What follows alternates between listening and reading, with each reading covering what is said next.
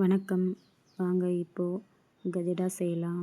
1 cup மைதா மாவுக்கு 3/4 cup சர்க்கரை, 3/4 cup சர்க்கரையை பவுட்ரு பண்ணி பாத்திரத்தில் சேர்த்துக்கலாம். அது கூட ஒரு முட்டையை சேர்த்துக்கோங்க. முட்டையை சேர்த்து நல்லா மிக்ஸ் பண்ணுங்கள். மிக்ஸ் பண்ண பிறகு இதை மாதிரி ஒரு க்ரீமியாக இருக்கும். இந்த க்ரீமியாக கிடைச்ச பின்னாடி அதற்கு பின்னாடி மைதாவை சேர்த்து மிக்ஸ் பண்ணணும்.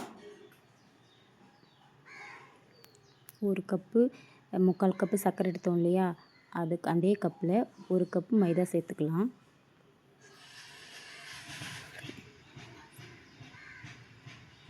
நல்லா மிக்ஸ் பண்ணுங்கள். தண்ணி விடாமல் மிக்ஸ் பண்ணுங்கள்.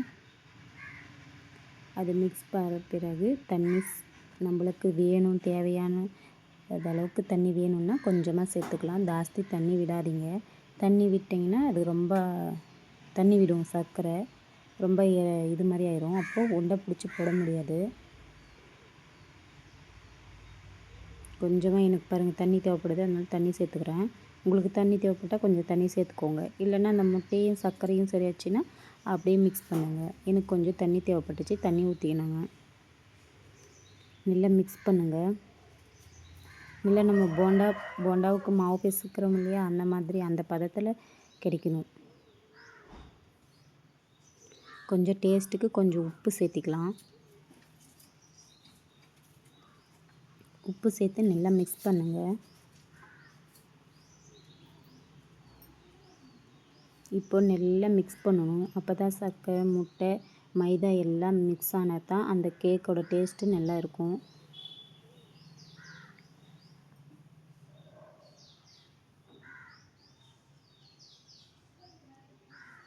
நல்லா மிக்ஸ் ஆயிடுச்சு. அவ்வளோதான். இந்த பதத்துக்கு வரணும்.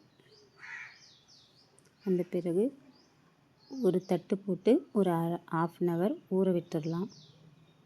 அது ஒரு பக்கமாக எடுத்து வச்சுருங்க. தட்டும் போட்டு மூடி. எண்ணெய் காஞ்சிடுச்சு. எண்ணெய் காஞ்ச பிறகு அது தொட்டு பாருங்கள். கையில் ஒட்டுச்சுன்னா ஓரளவுக்கு நல்லா ஊறி இருக்குது. அப்போ தான் அந்த பதம் நல்லா கிடச்சிருக்குன்னு அர்த்தம். எண்ணெயில் விட்டு பாருங்கள் எண்ணெய் காஞ்சி வந்துடுச்சு. ரொம்ப காயக்கூடாது எண்ணெய், அரைப்பாதியாக காயணும். அப்போ தான் நம்மளோட கேக்கு நல்லா வரும். ரொம்ப காஞ்சிச்சுன்னா போண்டா விடுற மாதிரி காயக்கூடாது. கொஞ்சம் ஒரு பாதி அளவுக்கு காய்ச்சின்னா போதும். ரொம்ப எண்ணெய் காஞ்சிச்சுன்னா ரொம்ப தீஞ்சிரும் இது கஜ்டா. அதனால் கொஞ்சம் எண்ணெய் காஞ்ச பின்னாடி விடுங்க. பாருங்கள் இப்போ தான் கரெக்டாக இருக்குது. எண்ணெய் விட்ட பின்ன மெதுவாக வெந்து வரணும். அடுப்பு கொஞ்சம் சிம்மில் வச்சு எண்ணெய் காய வைங்க.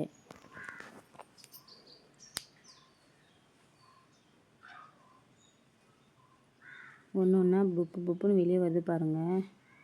நல்ல பந்து போல் இருக்குங்க பார்க்குறதுக்கு.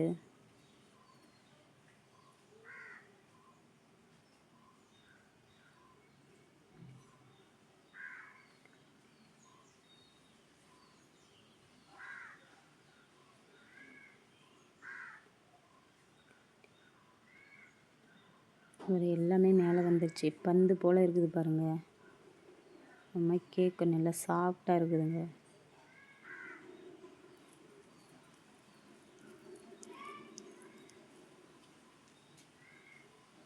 இந்த மாதிரி செஞ்சு கொடுங்க.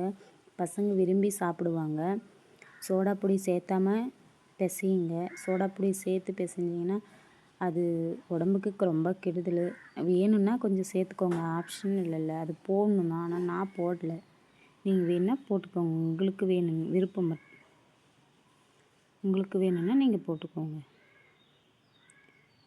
நான் போட்டு பிசையலை, அப்படியே பிசைஞ்சு போட்டுக்கிறேன். ஆனாலும் கேக்கு சாஃப்டாக வரும். இதுக்கு மைதா கூட சோடா பொடி சேர்த்தணுன்னு அவசியம் இல்லைங்க. இந்த கேக்கு அப்படியே செய்யலாம். பாருங்கள் அப்படியே வெடிப்பு மாதிரி எல்லாம் வெடித்து வந்துக்குது.